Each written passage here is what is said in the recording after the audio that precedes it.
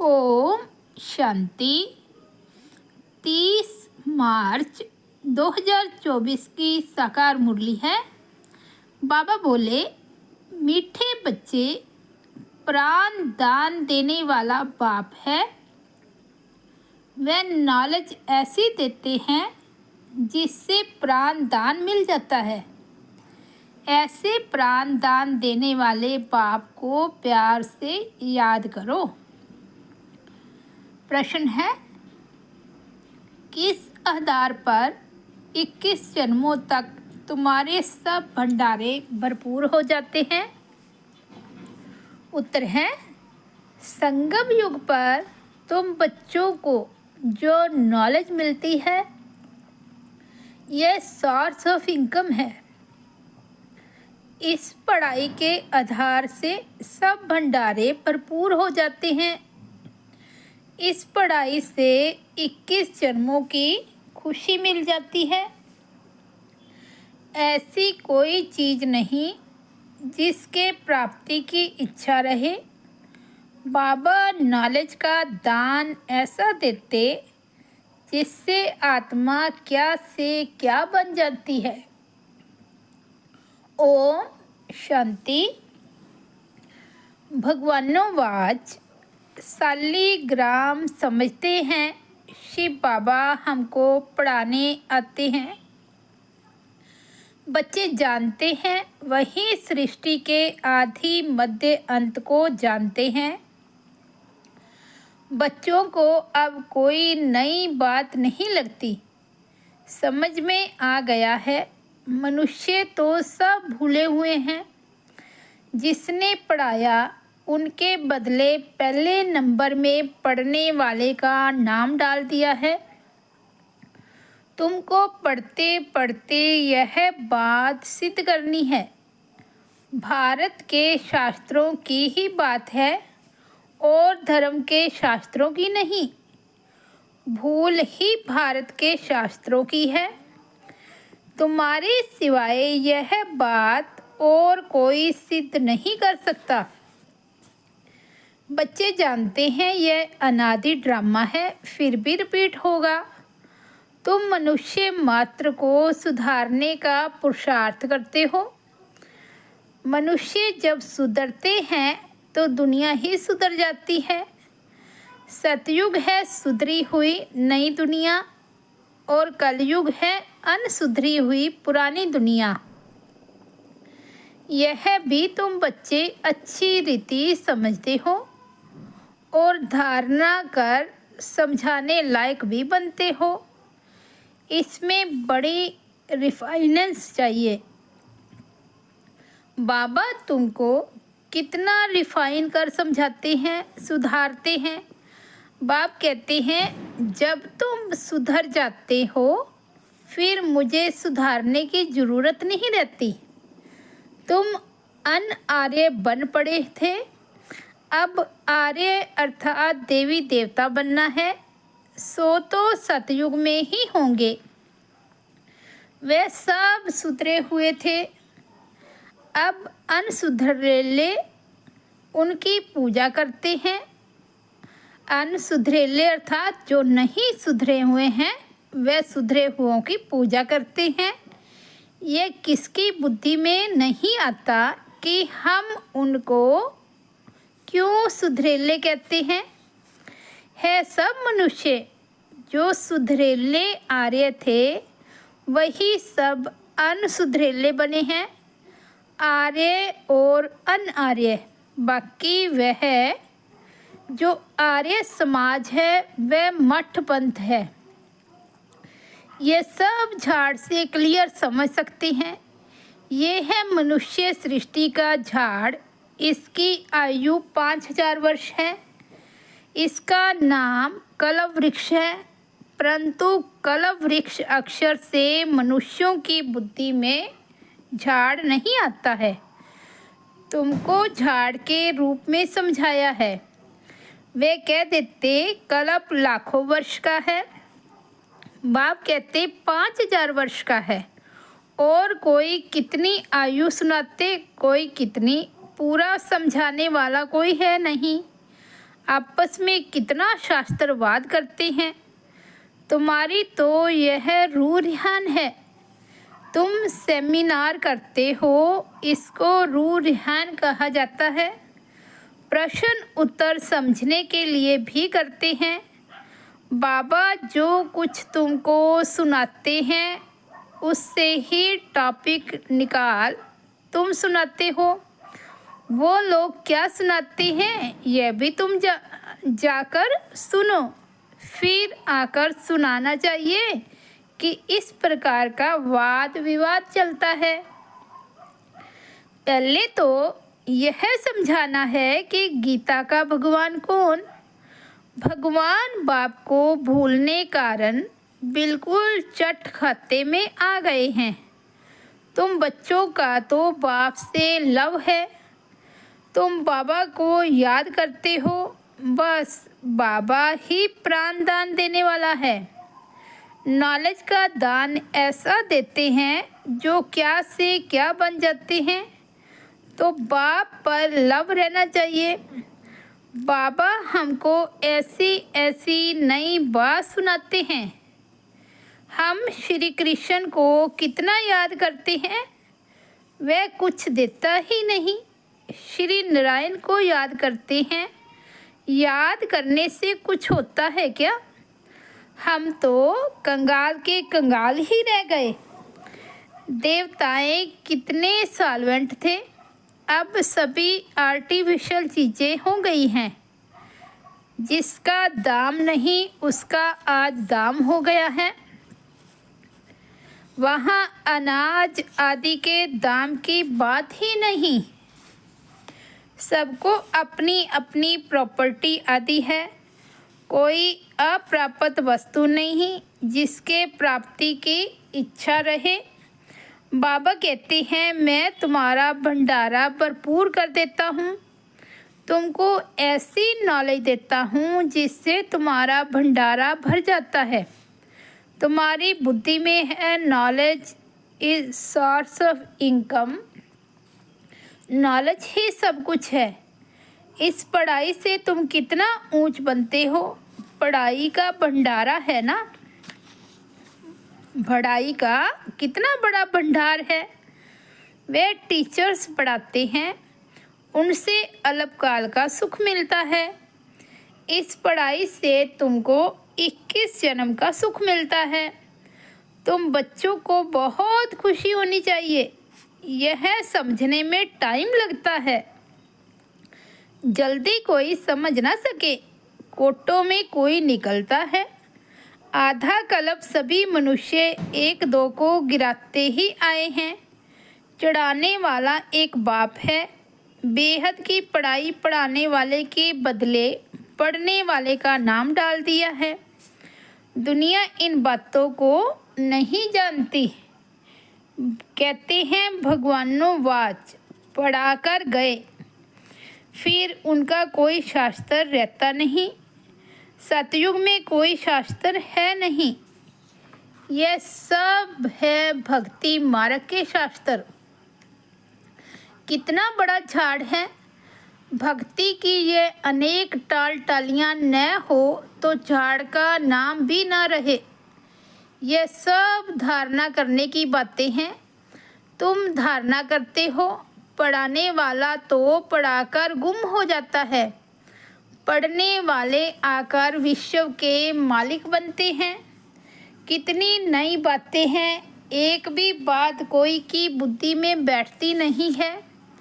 Student भी तुम सब नंबरवार हो।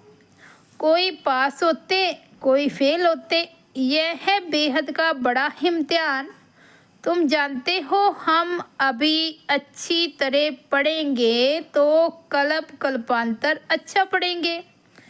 अच्छा पढ़ने वाले ही ऊंच पद पाते हैं। नंबरवार सब जाएंगे। सारा क्लास ट्रांसफ़र होता है। नंबरवार जाकर बैठते हैं। यह ज्ञान भी आत्मा में है।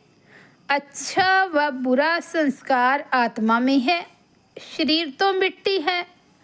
आत्मा निर्लेप हो नहीं सकती। 100% सतो प्रधान और 100% तमो प्रधान कौन है, यह भी तुम समझते हो। पहले तो गरीबों को उठाना पड़े, वे पहले आएंगे। गुरुओं के भी अच्छे अच्छे अनन्य शिष्य जब आएंगे तब उन सब की बुद्धि खुलेगी। देखेंगे यह तो हमारे ही पत्ते निकलते जाते हैं, यहाँ के जो होंगे वह तो निकल आएंगे। बाप आकर नया झाड़ शुरू करते हैं। जो और धर्म में जाकर पड़े हैं वे सब लौटेंगे, फिर भी अपने भारत में ही आएंगे। भारतवासी ही थे ना, हमारी डाल के जो हैं वे सब आ जाएंगे। आगे चलकर तुम सब समझते जाएंगे। अब बाहर से सबको धक्का मिलता जाता है, जहाँ जहाँ बाहर वाले हैं उनको भगाते रहते हैं। समझते हैं ये बहुत धनवान हो गए हैं, यहाँ वाले गरीब हो गए हैं। पिछाड़ी में सबको अपने अपने धर्म में जाना होता है। आखिर सब अपने अपने घर तरफ भागेंगे। विलायत में कोई मरता है तो उनको भारत में ले आते हैं, क्योंकि भारत है फर्स्ट क्लास पवित्र भूमि। भारत में ही नई दुनिया थी। इस समय इसको वॉइसलेस वर्ड नहीं कह सकते, ये है विशेष वर्ड, इसलिए बुलाते हैं, हे पतित पावन आओ, आकर हमको पावन बनाओ। भल दुनिया तो यही है, परंतु इस समय दुनिया में कोई पावन है ही नहीं। पावन आत्माएं वो मूल वतन में है, वह है ब्रह्म है तत्व। सब पावन बनकर वहाँ जाएंगे, फिर नंबरवार आएंगे पाठ बजाने।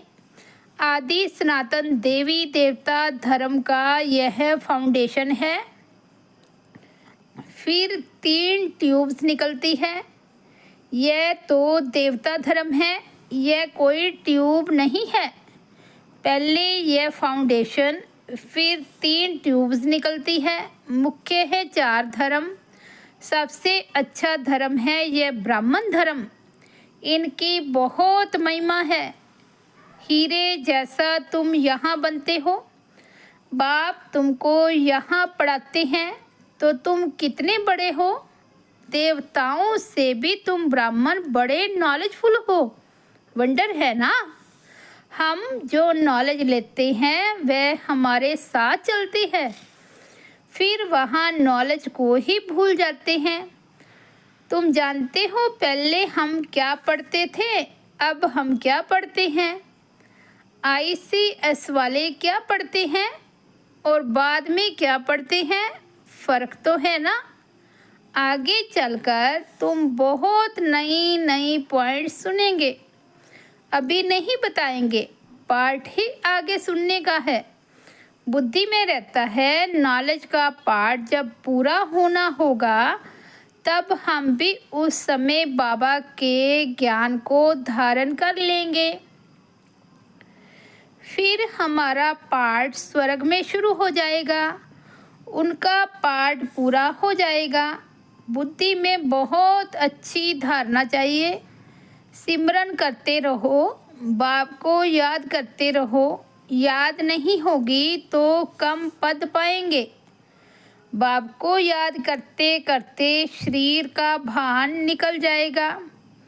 सन्यासी भी इस अवस्था का अभ्यास करते करते शरीर छोड़ देते हैं, परंतु उनका रास्ता अलग है, इसलिए उनको फिर जन्म लेना पड़ता है।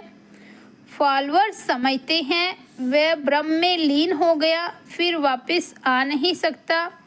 बाप समझाते हैं वापस कोई भी जा नहीं सकते।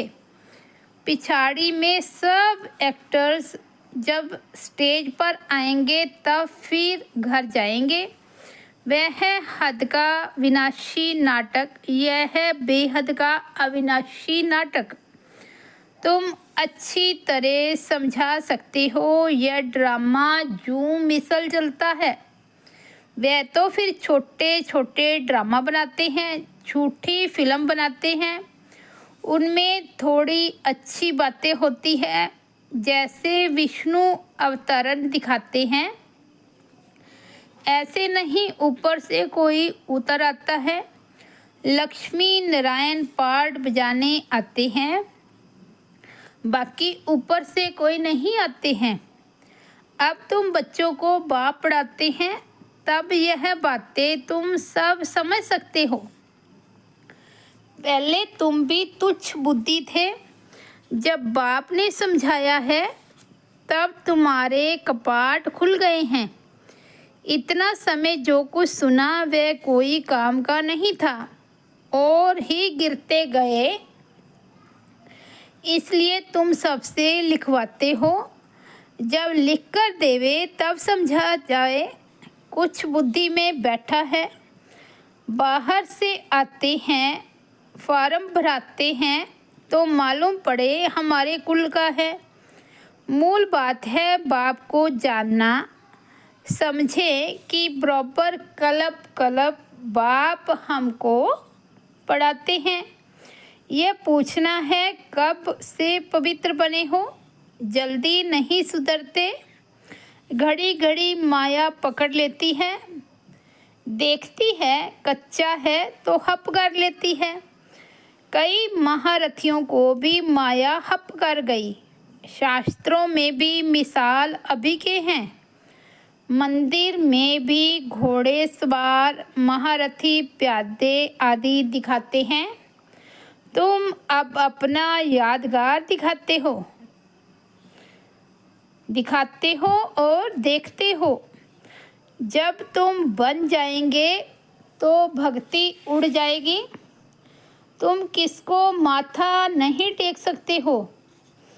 तुम पूछेंगे ये कहाँ गए, इनकी बायोग्राफी बताओ। बाबा ने तुम बच्चों को नॉलेजफुल बनाया है, तब तुम पूछते हो तो नशा रहना चाहिए। पास विद ऑनर 8 होते हैं। ये बहुत बड़ा इम्तिहान है। अपने को देखना है, हमारी आत्मा पवित्र बनी है। बैटरी भरेगी तब जब योग होगा। बाप से योग होगा तो सतो प्रधान बनेंगे। तमो प्रधान आत्मा वापस जा नहीं सकती। यह भी ड्रामा है। वहाँ दुख देने वाली कोई चीज़ नहीं है। गायें भी सुंदर है। श्री कृष्ण के साथ गायें कितनी सुंदर दिखाते हैं। बड़े बड़े आदमी का फर्नीचर भी सुंदर। गायें अच्छा दूध देती है, तब तो दूध की नदियाँ बहती है। अब यहाँ नहीं है। अभी तुम नॉलेजफुल बन गए हो। इस दुनिया को तुम तुच्छ समझते हो। इसका सारा किचड़ा स्वाह होना है, फिर सारा किचड़ा निकलकर सब स्वच्छ बन जाएंगे। हम अपनी राजधानी में जाते हैं, उनका नाम है स्वर्ग। सुनते ही खुशी होती है। अच्छा, मीठे मीठे सिकिलदे बच्चों प्रति माता पिता बाप दादा का याद प्यार और गुड मॉर्निंग। रूहानी बाप की रूहानी बच्चों को नमस्ते। हम रूहानी बच्चों की रूहानी बाप दादा को याद प्यार, गुड मॉर्निंग और नमस्ते। धारणा के लिए मुख्य सार है। फर्स्ट पॉइंट है, इस अनसुधरी पुरानी दुनिया को सुधारने के लिए स्वयं को सुधारना है। अपनी बुद्धि को बाप की याद में रिफाइन बनाना है। सेकंड पॉइंट है, आपस में रूह रिहान करनी है, वाद विवाद नहीं। नॉलेज का दान दे, सर्व का भंडारा भरपूर करना है। आज का वरदान है, सम्मान की सीट पर स्थित हो, शक्तियों को ऑर्डर पर मान चलाने वाले विशाल बुद्धि भव। अपनी विशाल बुद्धि द्वारा सर्व शक्तियों रूपी सेवाधारियों को समय पर कार्य में लगाओ। जो भी टाइटल डायरेक्ट परमात्मा द्वारा मिले हुए हैं उनके नशे में रहो। सम्मान की स्थिति रूपी सीट पर सेट रहो तो सर्व शक्तियाँ सेवा के लिए सदा हाजिर अनुभव होगी। आपके ऑर्डर के इंतज़ार में होगी। तो वरदान और वर्षे को कार्य में लगाओ। मालिक बन, योगयुक्त बन, युक्ति युक्त सेवाधारियों से लो तो सदा राजी रहेंगे। बार बार अर्जी नहीं डालेंगे। स्लोगन है, कोई भी कार्य शुरू करने के पहले विशेष यह स्मृति इमर्ज करो कि सफलता मुझ श्रेष्ठ ब्राह्मण आत्मा का जन्म सिद्ध अधिकार है। अच्छा, ओम शांति। तो ये थे 30 मार्च 2024 के बाबा के अनमोल महावाक्य। ओम शांति।